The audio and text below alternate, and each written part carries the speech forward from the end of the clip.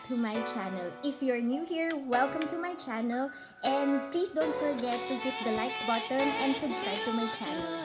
So today, since meron tayong COVID-19 virus na kumakalat dito sa Pilipinas, so we are on a lockdown or community quarantine. So, our office opted na mag-work from home kami. So, while we were waiting para sa kung ano yung gagawin namin sa work from home, I decided mag-unboxing na lang tayo and review ng mga nabili ko from Lazada. So, meron akong in-order sa kanila. So, let's see. So, yung first na order ko is ito. This is from Lazada.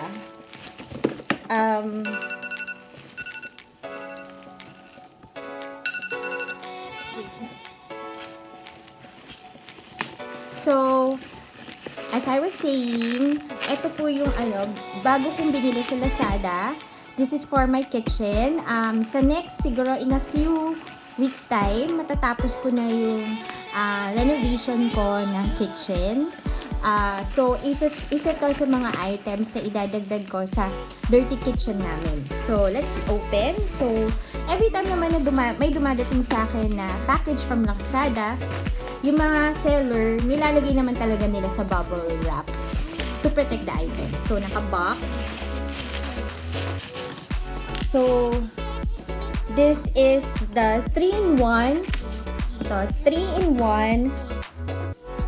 kitchen stand daily use product in green. So, halos kasi yung mga accessories na nasa kitchen namin, like yung knife, yung chopping board, kulay green. So, I decided, sige na nga, green na nga lang. Let's go for green para medyo fresh din siya.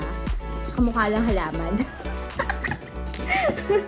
So, buksan na natin.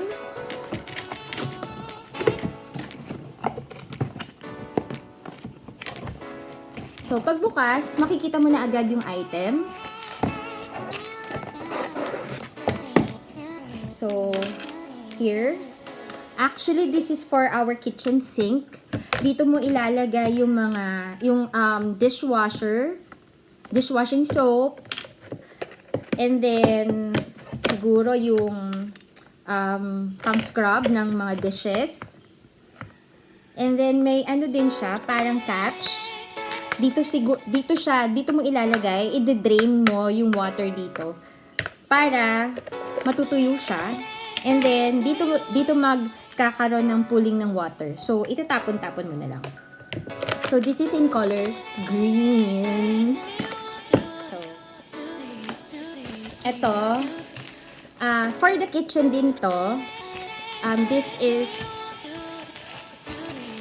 yung dry, ano rin to parang dish dryer din. So, alam ko marami dito sa Japan. This is how they drain their pots and dishes. Tapos naka-sabit lang siya sa sink. So, again, naka-bubble wrap and then naka-box. Let's open this. Medyo secure din naman. Okay. So, ayan. This is stainless steel, so hindi siya kakalawangin. So, pag in-open mo, so naka-rubber band, and then,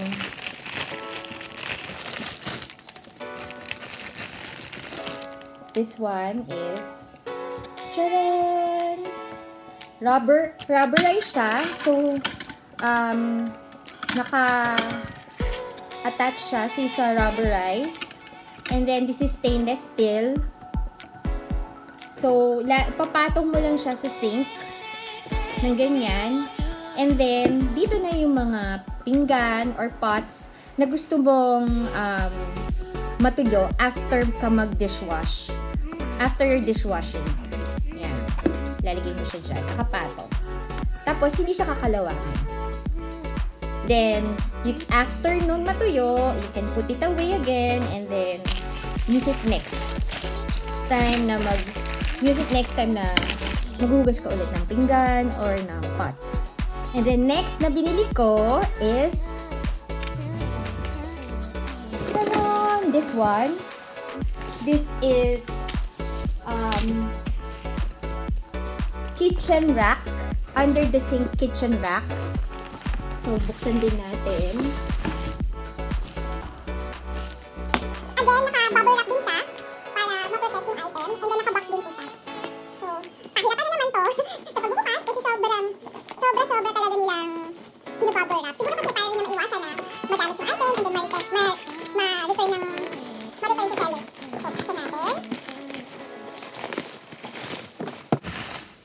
So, eto po siya. This is the pool space arrangement frame. So, under the sink mo siya pwedeng ilagay. So, bala ko siyang ilagay nga under the sink. Pero nandun yung mga stocks namin ng dishwashing soap, yung mga iba pa mga brushes sa sink para mas ma-organize. So, buksan na rin natin. Check natin kung kompleto. So, maganda naman yung box.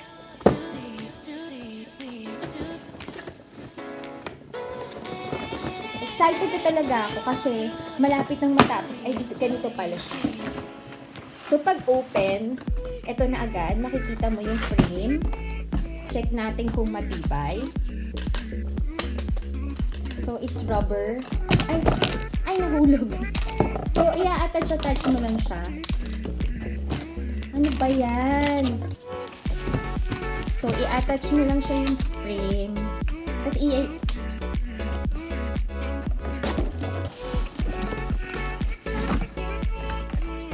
may dalawa siya. Dalawa. So, pag ganyanin mo siya. Papakita ko na lang kapag natapos ko na yung kitchen renovation namin kung paano ko siya inassemble. And then, meron naman siyang yung mga nuts para to attach para i-attach to. And then, kumpleto naman yung frame niya. Mukhang matibay naman siya. And then, meron pa rin siyang dalawang parang column.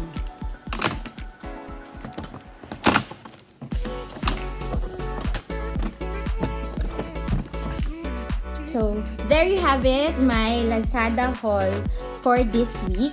And next time, I hope, ipapakita ko naman yung renovated kitchen ko. So, thank you for watching and I hope you enjoy my video. So, please subscribe to my channel if you want more videos like this. Thank you, bye!